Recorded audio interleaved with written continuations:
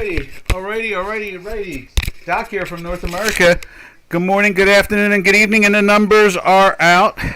And basically it's saying a little warmer than expected. And that's what we said all last 2 weeks. We knew that the PPI was going to be the hotter, more exciting thing. I don't know, when it comes to inflation, in the equity market itself, sometimes it's not what the inflation is. It's what the hedge, in a sense. In other words, how do you hedge your risk?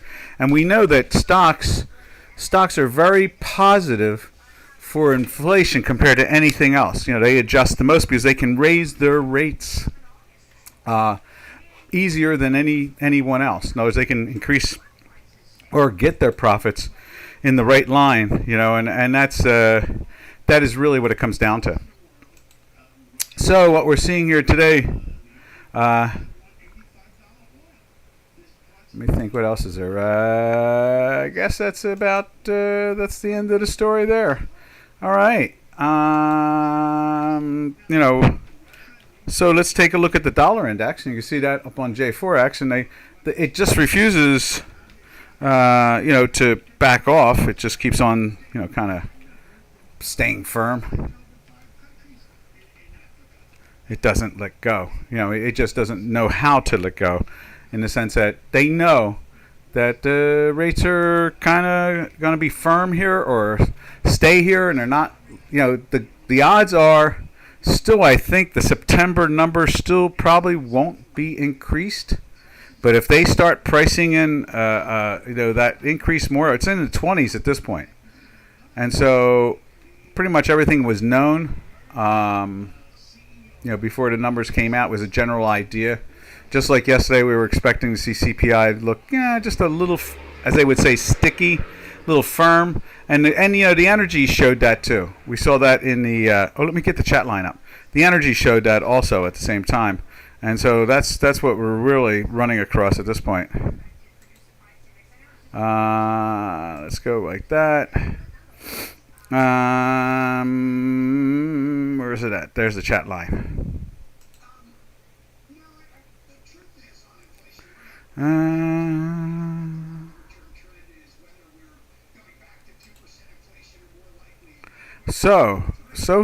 from there,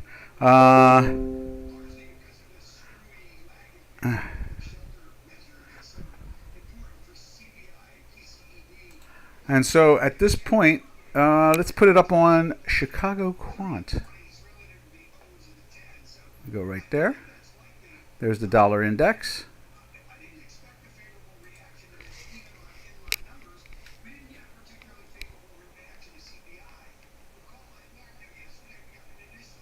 Right there. There we go. Now, look at that. Ours is starting to press down. So they are taking the... I was looking at J4X and I was thinking that they were still firm. Let's go over to J4X again. Let's take out the hinky. I bet so then we'll see it better. All right, yeah, so it's a little red. It's trying to generate. And you can see the pressure on it over here on Chicago Quant. Right there. Is that right? Yeah, that's the 11th. Okay, so yeah, and yesterday it was up, but it opened up firm and got made a high and then started breaking down. So we've got this thing trying to break down. That's a very positive sign there. I don't expect to see the stock market get beat up that much. We are in sells, and we are starting to flirt with the weekly sell at the same time. We're very close when we go and look at the stock market. Let's just look at, where's that at? Right there. There we go. Right there is the S&P 500. And it's very close, but not close enough. The fast has been underneath, so that's no surprise. There's Janos. Hey, everyone. Doc is gardening. He seems to be running a bit late. Market consensus forecasts were that the PPI and CPI, or core PPI, which excludes, okay, cool, yeah, the energies, yeah, just a little sticky. Dollar is surging. Stocks indices are looking new August lows. Yeah, exactly. And they don't really want to, they don't really want to try to, put a lot of pressure on the equity market. And you can see here, I'm a little surprised we're seeing the dollar index just a little weak. Now, there's no doubt the dollar index, let's go back to it over here, The dollar index is right there. Let's look at that weekly again. There's the weekly in our work, and it's trying to get into the buy.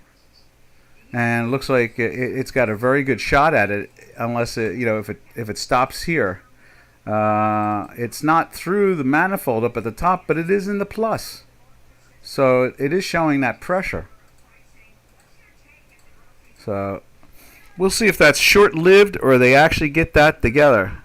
Stock indices are looking new August lows. Yeah, where were we at that? Let's go back to the S&Ps again. Let me just save this. Save. And let's go back to the S&P.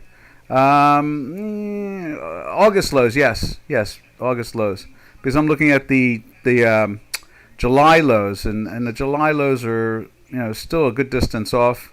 And the same thing with the June lows.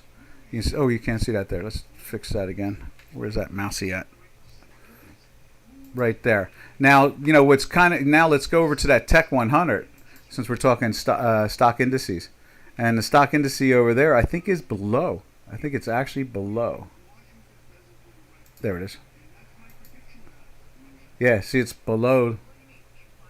And it's been in that cell for 3 days, and it's actually below. And at the same time, you see it's taking out the July. It's trying to take out the July lows. The July low is what is that? That is 1563, and today's low is 15116. So it's trying, and it wouldn't surprise me any. The tech has been correcting. The high tech industry has been, technology. It's not even high tech anymore, I guess you could call it. It's like the technology industry, because it's now a blanket of, when you go from Intel and Microsoft, you're talking about operating systems and chips, and you get Nevada, same thing with a processor and chip situation. Then you go over to, and also Intel's a processor, and the other one is they're both a little different from each other, doing different jobs inside the computer. And then you go over to Google, search, Amazon, commerce, Apple, telecommunications, Tesla, electric vehicles. You look at the broad spectrum there. I think they're calling them the Magnificent Seven now, or something like that. I think that's what they call them, the Magnificent Seven. And so, it's a real wonderful looking smorgasbord. A lot of choice there when it comes to what type of technology you're interested in. All right, so from there, let's jump over to, and let's check my voice. I didn't even check this here. I'm sure my voice is kicking out, or Giannis would have already told me. Yep, it's kicking out. That's good. And so let's go from there to the euro. Let's see what the euro is up to this morning.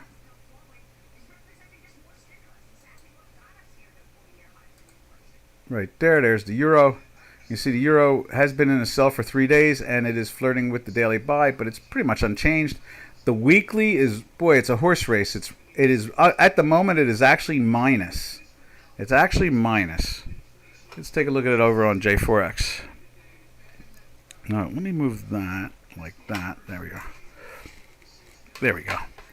And just moving mice around. These Mises 2 pieces. And let's go over to J4X and look at the euro.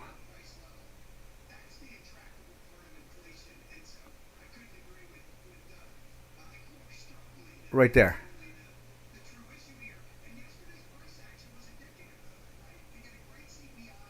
There you are.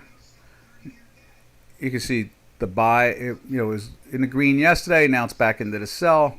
It's doing the same things we're doing over here, chopping. They're chopping around, except for the fact that this is trying to put itself into the buy, and this is trying to put itself into the sell. We look at the fast is at 40.70, and the slow is at 43. So it is pressing down. We're seeing the pressure on the J4X, whereas over here we've already joined into the buy side.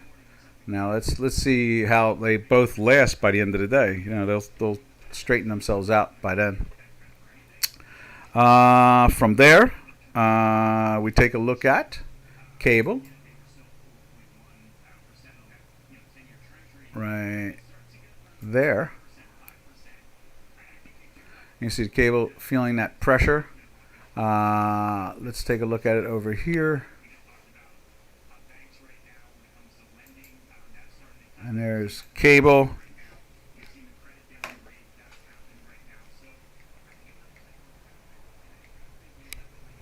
There we are.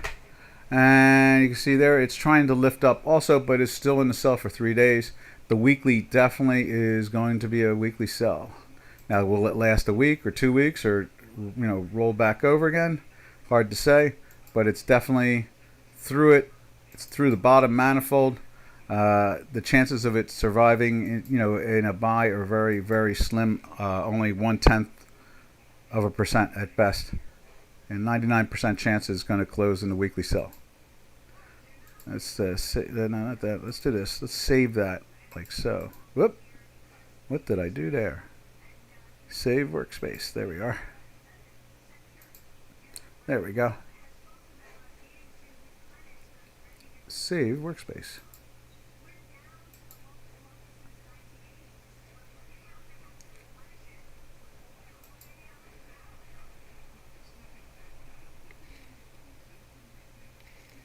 They're talking about the oil reserves. We talked about that yesterday. Mr. Biden drained the oil reserves down to 1980 levels, and so they need to increase it. And the prices are at very exorbitant prices in the 80s, and so instead of allowing us to drill here in the United States, he wants us to buy oil from other countries. Strange boy he is. Not counting the fact that he's on the lam. Oh, no, he's not. They know where he's at, but he's definitely, I don't know if he has enough money to run away from America and be like Idi Amin. President Biden might have to just get out of Dodge before they lock him up. They found all kinds of money. He's like the South African president. They're finding cash everywhere and bank accounts everywhere, and the money is just flowing. The House of Representatives is going to do a impeachment inquiry. They're going to do this inquiry, which is going to lay out all the evidence, and then they're going to ask members of the House of Representatives to vote if they want to impeach him. Whereas they never did that for Mr. Trump. They just impeached him. They voted to impeach, and that was it. There was no evidence of anything. And so, in the end, matter of fact, they're talking about expunging, like removing those impeachments because there was no evidence to anything they voted on, and that's like out of procedure or something like that. So it'll get removed out of history that the Congress was irresponsible. It will get moved out of history that he was impeached, and at the same time that the government was irresponsible by trying to impeach him. That's really crazy times here. It's fun. That's thank goodness for the Constitution. All right, let's take a look at the weekly on the British pound. Right there.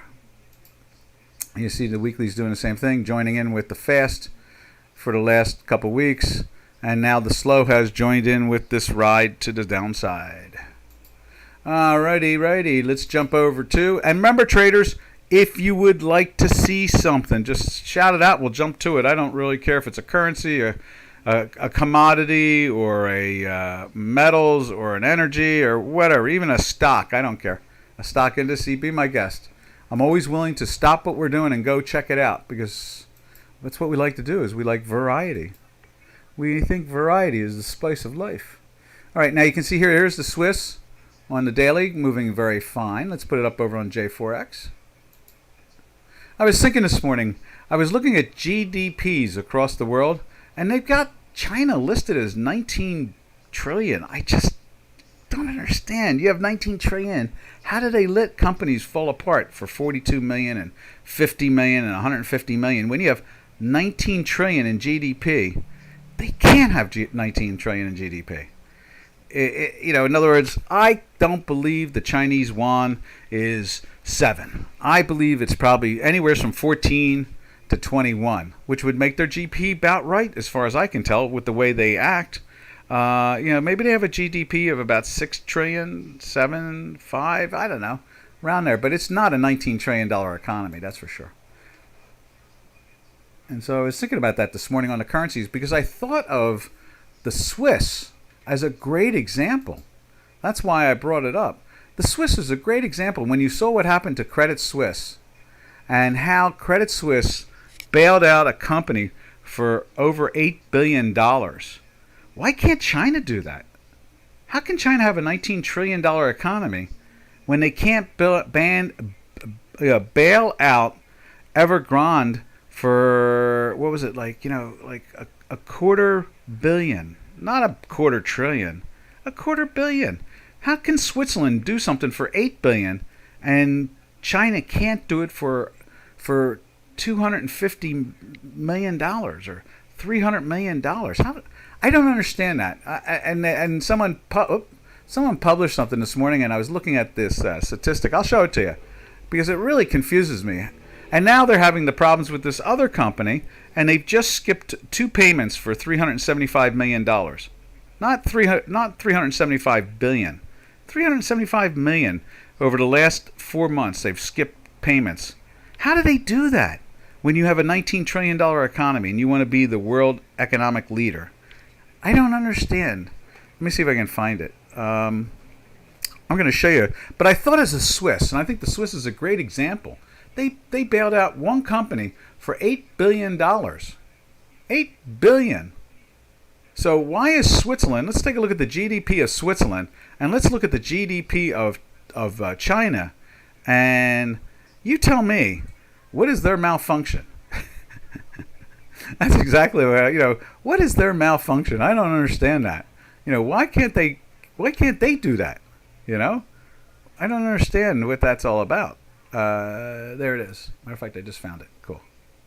Let's see if I can download it. View. There it is. Let's see if we can get that up there. There we are. Look at that.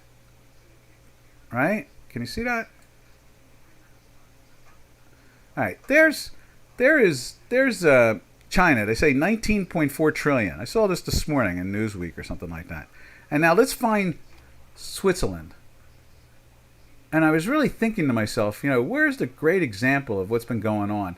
Matter of fact, look, where's that little plus thing? It's so small. Switzerland's, there's Italy.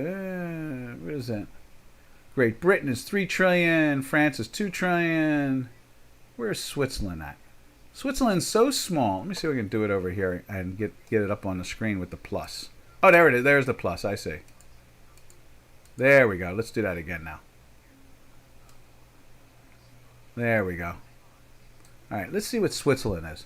That's what's got me confounded. I see these things, and we've got to. I try to understand. So there is that Austria there? No, that's what is that? Let's see. Let's move this down just a little bit. I want to find out what the GDP of is it like $7 or $9 trillion? I mean, that's what I'm thinking. How can Switzerland bail out one of its companies for $8 billion? They lend them money so that they can pay payments and so forth. Let's see, is it in here? Let's try that again. I'm going to put it on the other screen. I'm going to find this. And if anybody knows, Sweden is, what do they have Sweden? Like half a, what's that? Like half a trillion. Sweden's half a trillion. Okay. And let's see. Can we? Oh, there we go. Now I got it.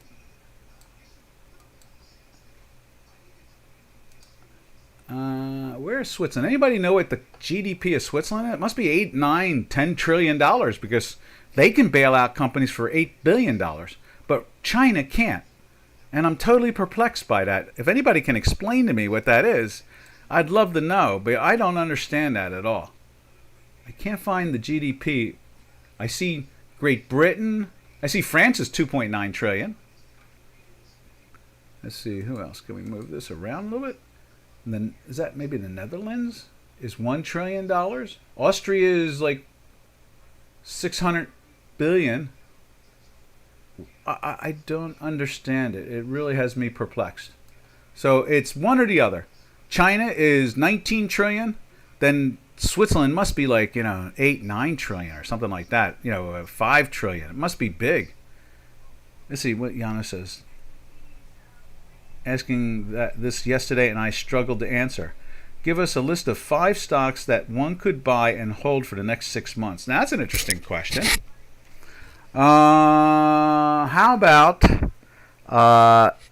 in a dollar cost averaging over the next 3 months, all right, or 2 months, you would dollar cost average into them every other week. Okay, the 5 stocks. Who's underwater? I'd say, well, Microsoft is at all-time highs, so not that. We'd have to look at that. I'd have to look at the prices. I don't really pay attention to them that closely, but you know what? We do have something here. I can put something up on the screen for you.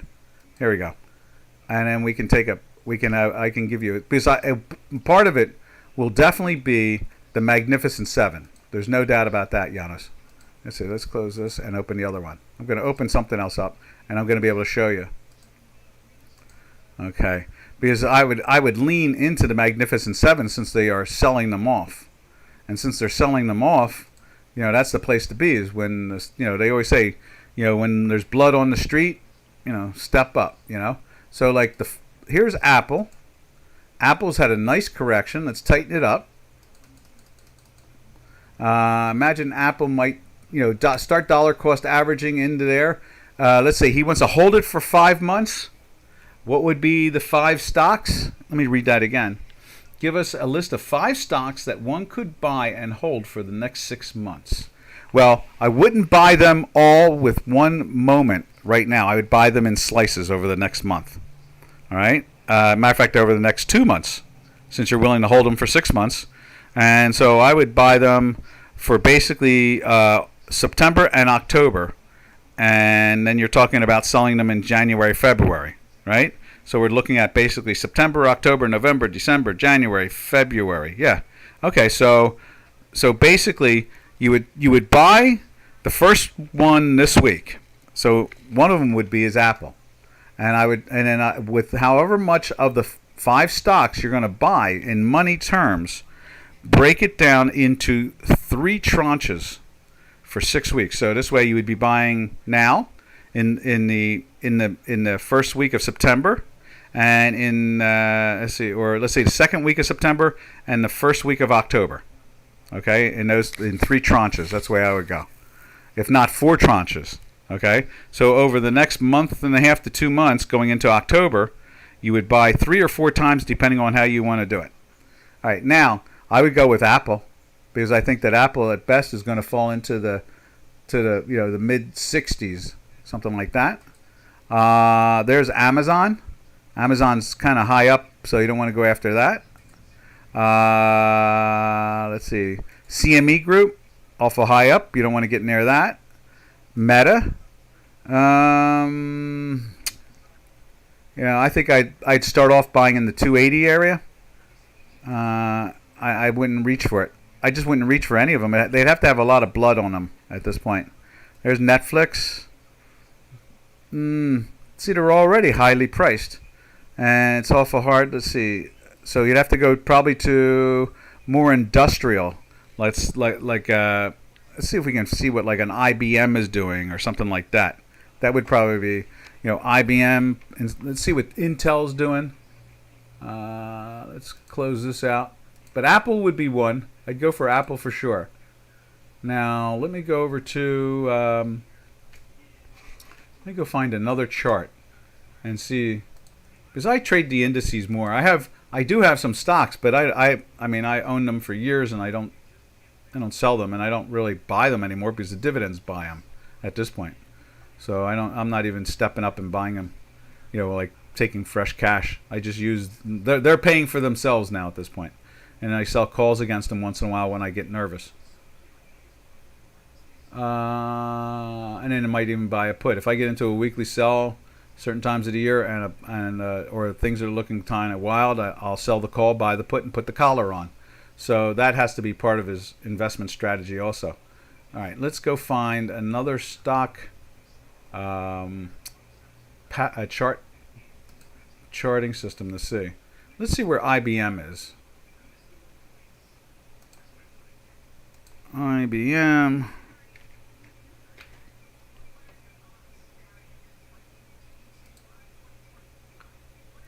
IBM is kind of firm also. It's at the highs. Let's take a look at Intel.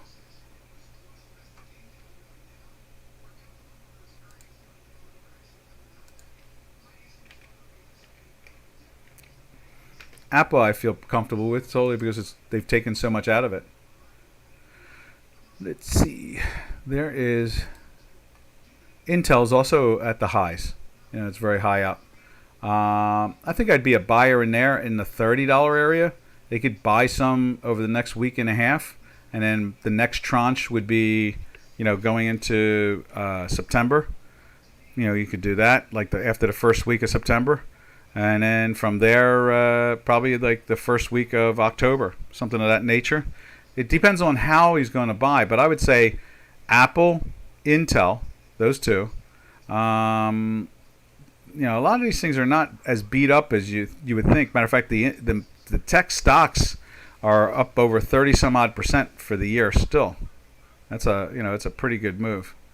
I think they're correcting right now, but they're still really high up. And Apple's one of the only ones that's getting beat up. Let's see, what's Nevada doing right now? NVDA.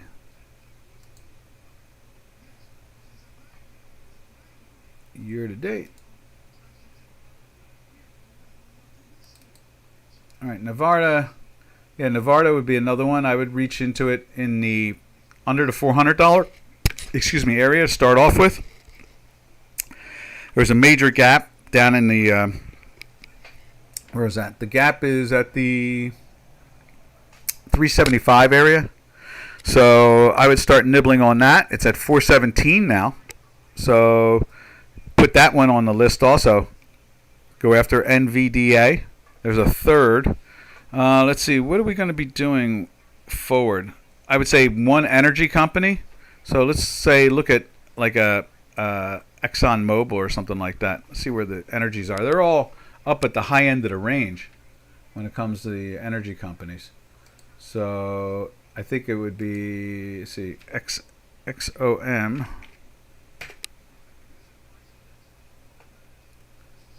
Year to date. Yes, ExxonMobil wouldn't be too bad in the $100. I would say at 110 right now.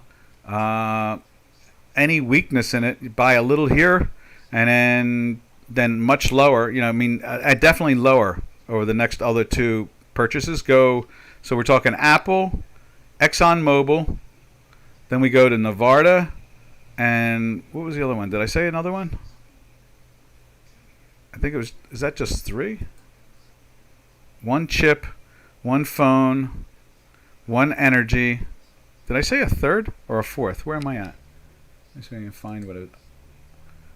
I guess that's it. Yeah. Let's go with that. Intel. Did I say Intel? I could see buying Intel down in the low 30s, like 33, 34, and just looking at it year to date. See, it's awful high up. It really is. More like 31. I wouldn't step up until it got down into the 31s, since you're going to be buying Nevada now. Let me think. Who else is there? So energy, not pharmaceuticals. Trying to think what else sector would be good. So you got telecommunications. You have chips by Nevada. You have oil by ExxonMobil. And who would be the other two? Let me think. What area should do all right over the next? Wonder where U.S. Steel is. Let's see where U.S. Steel is. It's kind of like, in a sense, you're trying to. Oh yeah, there we go. U.S. Steel. I think I would think about U.S. Steel. A steel manufacturer. If you have a European one that you really trust, it's a really good company. Go for it. I would think I would go with steel, for manufacturing. We know that Mr. Trump is going to be president again in 15 months or something like that. So, it doesn't matter how much goofiness they do, the country is going to, they're going to elect him, and he's going to win by like 30 or 40 or 50 million votes. He's not going to win by 44,000 votes. He's going to win by millions of votes more. Let's see, Apple, Nevada, Exxon, Intel, and try U.S. Steel, X. Yeah. And trying to think, he could, let's see. Yeah, I would say that's good. I think that's a good combination. The two chips, they're both different types of chips. One's a processor, the other one is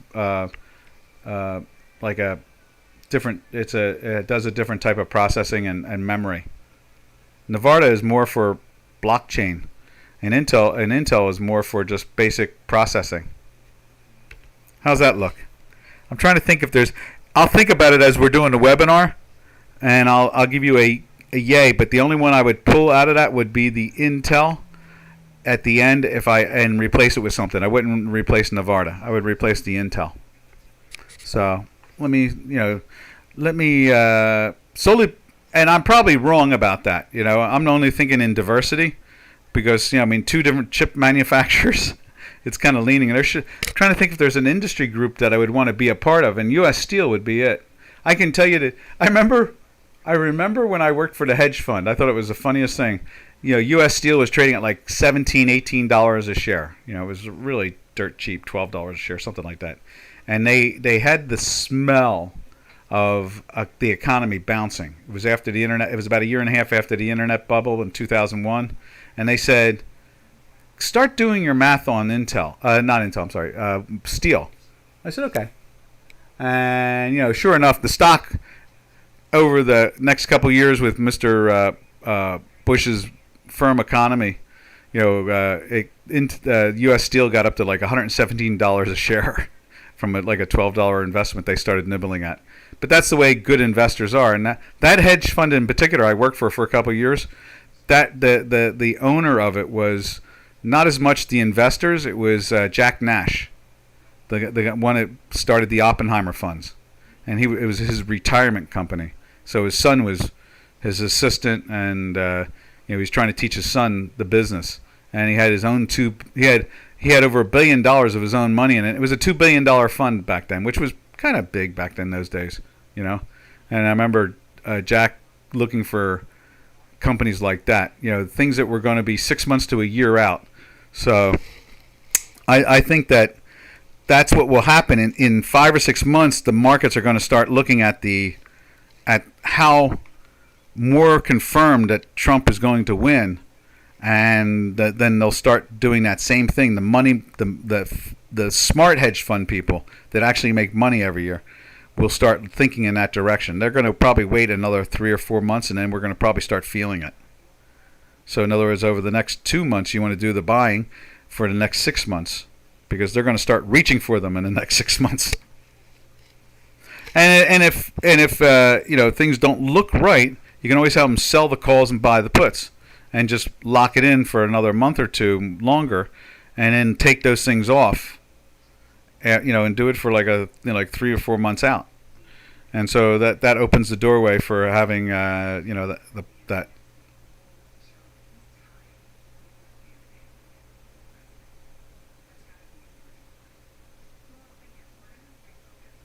So, anyhow, let's go to Janos, do you know what the GDP of Switzerland is? I can look it up, I guess, but that's what's got me really confused still. But China is not 19 trillion, or they wouldn't let companies fall apart for, millions of dollars.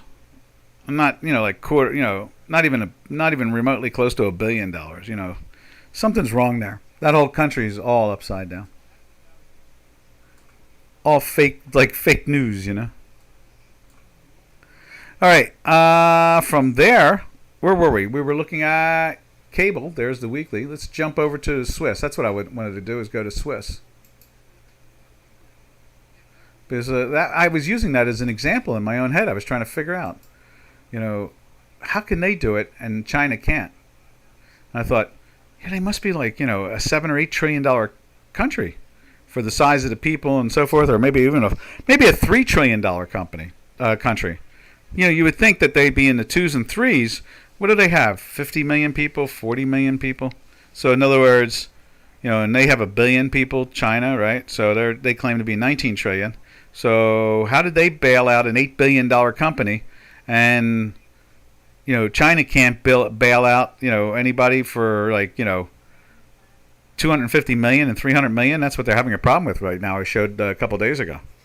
So, all right, there's the Swiss. Let's put it up on Chicago Quant again. And Janos, you should consider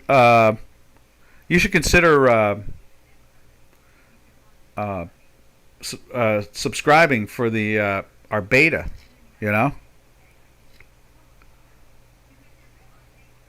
because we're not charging anything for it yet. We're still kicking the tires on it, making sure it works right. So, you could have a couple months of seeing any product you want through my math.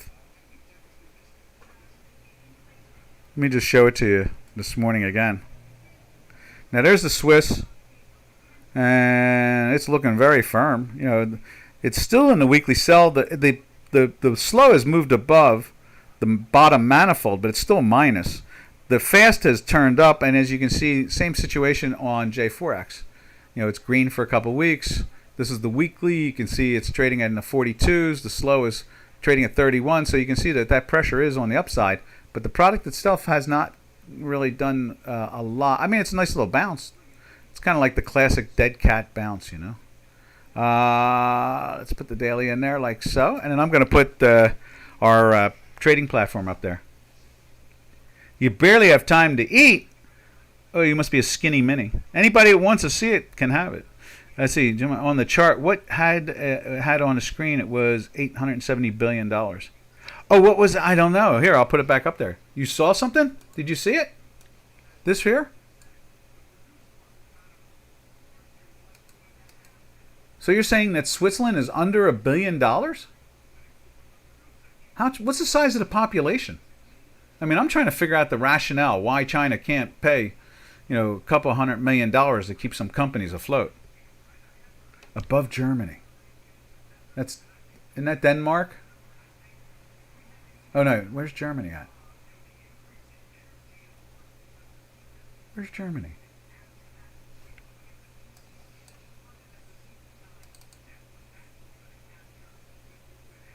Is that it right there? There it is. I see it. I see it now. I see it. Let's see if we can make it bigger. Looks like to me. Let's see if we can move it up. There it is.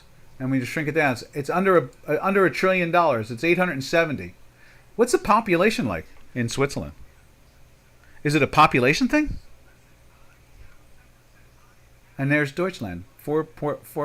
I think China is probably like $6 or $7 trillion. That's what I think it is. Because here, Switzerland is under $1 trillion. Let's round it out. Let's call it $1 trillion. Okay, since we're talking Chinese things, so we can round out trillions. So you say China is 19 trillion, and Switzerland is 1 trillion, and they bail a company out for 8 billion, and China can't bail out somebody for 250 million. Something's wrong there. You're a hairy bear. Well, that's good. Were you digging trenches, or you were telling them how to dig trenches? If you had to jump down there for a little while and dug a trench, you might be not a hairy bear. I always like to lead first and then give orders second. Especially when you're not under fire. And even under fire, I don't mind leading. At least when I was young, I did. Where was I going for? I was going for something here. What was I? Oh, I know what I'm going for. Here's our trading platform. Right there. And so let's put SPY in there this morning, or S&Ps. There's the S&Ps right there. And so you can see there's our work like that. So if anybody wants to use this platform right here for free for a couple months, just register. Go to or contact Robin, either one. But you can register directly to it also, I think. We're going to get that cleaned up really quick soon too. Let me just put it up there. Congo Quant Technologies. There it is. right there. Yeah, so we're beta testing it at this point. I don't know how many months it'll be before we really charge for it. We're trying to getting it run right, and so you can see it does the same thing as our charts over here. Let's minimize that for a second, like so. But if anybody knows what the population of Switzerland is, I'd like to know that. And thank you, Jimmy. Am I saying it right? Jumi? Yumi, maybe? Matter of fact, I'm going to Google it. I'm hungry to know. Because I'm not done dissecting China. Let's see. Population of Switzerland.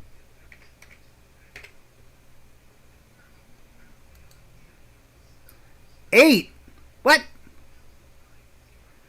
Under 9 million people. How do they bail out something for $8 billion?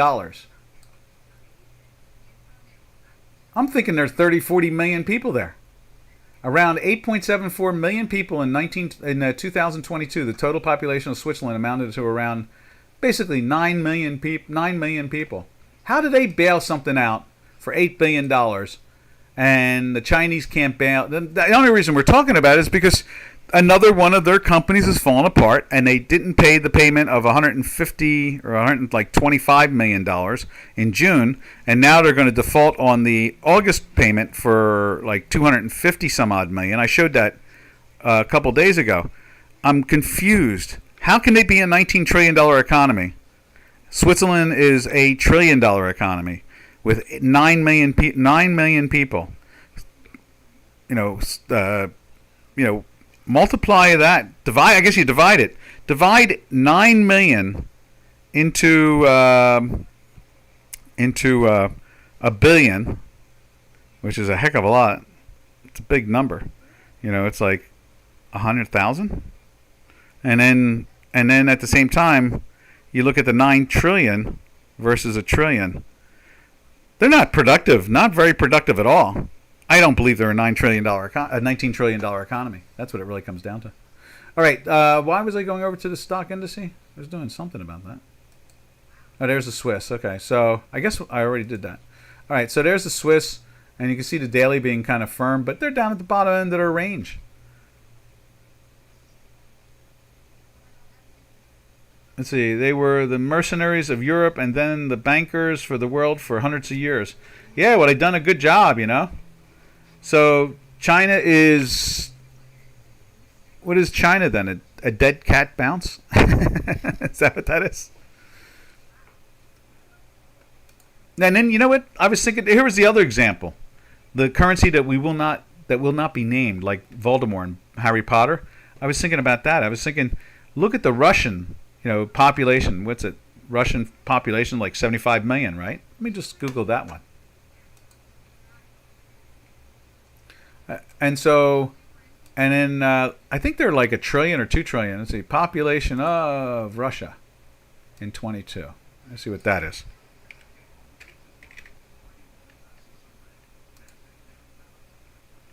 $144 million. Okay, now let's look at their GDP. Where's that GDP thing? It's around here somewhere.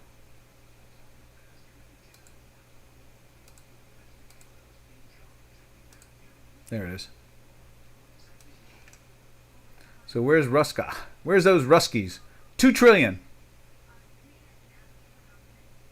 I would really think that they have a bigger GDP than they're posting, and 144 million. That's all they can generate. Seems very dysfunctional. But it's matching up at least. You're talking about 1 billion people, so that's like 9 times greater. 9 times 2 billion is 18 billion. So that makes sense. So they're really dysfunctional countries when you compare it to, say, a Switzerland. Or like in England. England's like 3 point some odd trillion. And what is that? That's like 60 million people. There's another productive one. Imagine if you multiplied that by 12. $36 trillion. So, for per person, Russia and China are really low on the scale when it comes to productivity. All right. Anyway, I'm done with that. I didn't do that research that I should have done. I was curious, and I just thought, when I went to Swiss, because the idea hit me in the head somewhere around, it was because I saw that article this morning. That's what it was. When I saw that article this morning, I was like, wait a minute. Yesterday I posted the article about how they're defaulting on just a mere $400 million total for the last 5 months or 4 months since June. So June, July, and August. For the last 3 months, they're defaulting on $375 million. We'll round it out. We'll be China. We'll round it out. $400 million. They're defaulting, and they're claiming to be a $19 trillion economy. Nah, don't believe it. Doesn't even make any sense. Don't matter how rich they are. And then you got to figure. You can say the same thing, I guess, about England. England's way more richer, or are they just more productive? All right. I mean, look at Poland. Well, let's take a look at Poland. I should get off this subject, but I'm curious about Poland now. I did see Poland, and I was like, oh, that looks pretty good. Poland is almost $1 trillion. And what's the population of Poland? It's 700 and something, like Switzerland. Population of Poland. Probably like 30 million people, right? 20 million, something like that. That's what I'm thinking. Poland population, 37 million people. 37 million. And they're like 4 times greater, almost 5 times greater than Switzerland, and they're the same GDP. I guess they're making up time. Oh, look at that. Population just exploding from 33 million to 30. Oh, okay. That's over a 40-year period. Okay. Huh. Yeah, I'm really curious out of it all. All right. From there, we go over to the yen. Let's see what the yen is doing. They're like 100 million, and they're like $5 trillion. So the Japanese have been very productive too. Right there's the yen. You can see that yen. We talked about it getting up into that, banging against that 145. It's doing it. We've been saying that for days now, and you can see we're cleanly in the weekly buy with no problem, which makes you wonder what's the story. Yeah.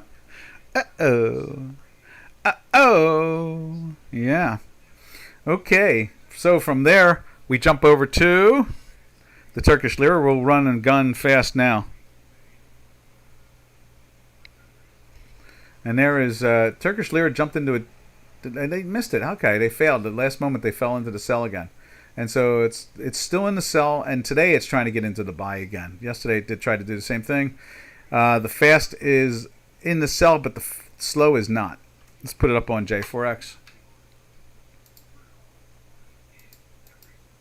We'll just do the daily. There's the daily there. You can see that thing running on the yen. There's the Turkish lira. Where are you? Turkish lira right there. And let's go from there. We go to the Mexican peso. Peso's falling back into that weekly sell. It looks like, unless there's a big jump in it, throughout the afternoon here. Right there. And you can see that the peso is trying to roll back over again. And then we jump over to the where do we go from there? South African Rand. We'll go to gold this way. We can get it out of there. We can do the metals and the oils really fast this way. There's South African Rand. It's still climbing up. Means that the gold should be heading down. We're just going to throw gold up on the screen here for you. We're going to throw gold up on the screen here for you. There it is right there. And you can see, it's trying to turn up. Matter of fact, where is that? There's that. And let's see if we can put that up there too, like so.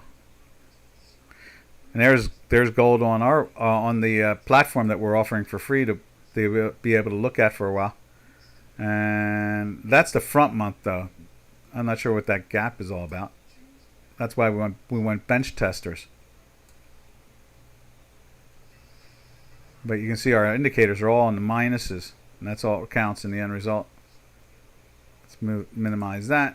You can see the same thing. It's still in the minuses here. They sold off yesterday. Same gig is going on there.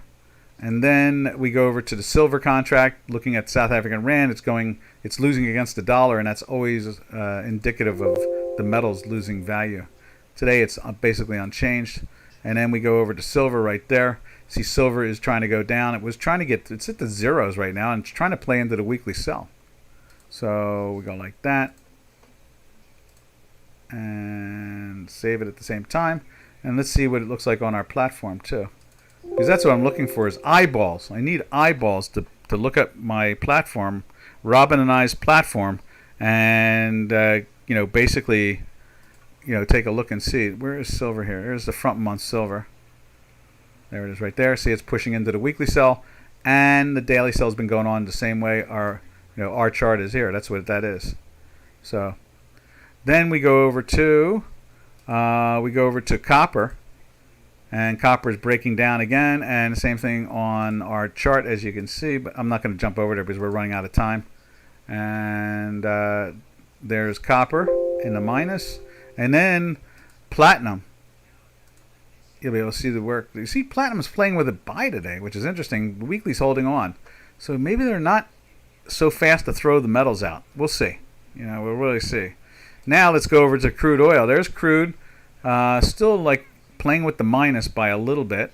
Let's put it up on J4X.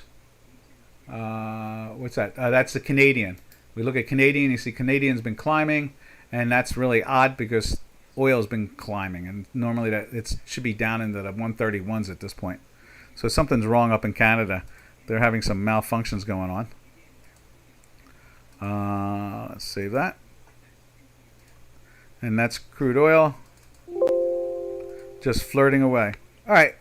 And then we go to natural gas. And Giannis, wait till you see. I got the Spanish company on my platform now. So that's really cool. John, how you doing? We're getting ready to go out the door. I'll be singing my song in a few minutes at this point. Just want to save that. No, I don't need to save that. Where am I at? Let's go to natural gas right there. See, natural gas is pushing into the sell. Now let's do this. Let's put that energy company down in Spain on the chart. Right there. And check this out, Giannis. I got this going yesterday. I looked at it after the webinar. I was like, I got to find that. There it is right there. So it's pushing into the daily sell today. No, I'm sorry, the weekly sell. After all those weeks in a buy, it's flirting. The fast is going into the fast and the slow. So you got both lines on there. So the slow broke in there a couple of weeks ago. Now, and when you go and look at the product, it broke in there right at the top of that market. Isn't that cool, Janos? We got that company, as you say, my favorite stock in Europe. Why did I get it there? Let's see. Did you know even what the Spaniards do at that company? No idea. But all I know is it's an energy company in Spain, and it follows natural gas to the T. You put natural gas up there. Look at this. Here's natural gas. So American natural gas and it trade identical all the time. Now I just have to find it again. There it is right there.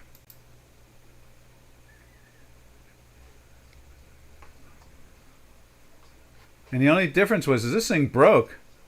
I mean, on the upside, our natural gas, it was following it perfectly. Let's see if we can do this like that. And then you can see that there. It's got that same gig going on, the same pattern. Then it spiked over here, and then it broke down. And now it's breaking down here, and this is a daily. The only difference is this move right here. And I've talked about that the natural gas in the United States took off out of nowhere. You know, it just leaped. And what was wild is the Spanish company broke. And for like a year now, we've been following it. And the Spanish company is in lockstep all the time with European gas. And you can't, you know, you tried it. You tried to get a index on it, and it's impossible. It's very close, like 98%. This is the only time that American natural gas is broken away from the Spanish company. This is it. So that's why I need people to beta test for me for free. This way, we'll get all the problems out of the system, and then we'll go to this system. Unknown caller. Who are you, unknown caller? Who are you, unknown caller? No, that's not fast enough for me. All right, this is Doc from North America. We will see you all tomorrow, same time. Oh, no, not tomorrow. Monday. We will see you same time, same channel. So, happy trails to you until we meet again. Happy trails to you, to all our trading friends. And if you want to be a beta tester for free for the next couple months, just, go to Chicago Quant. Right there. There's the website. Or talk to Janos. Janos knows where I hide. Janos knows where I bury the bodies. Anyhow, this is Doc saying, have a safe and smart weekend.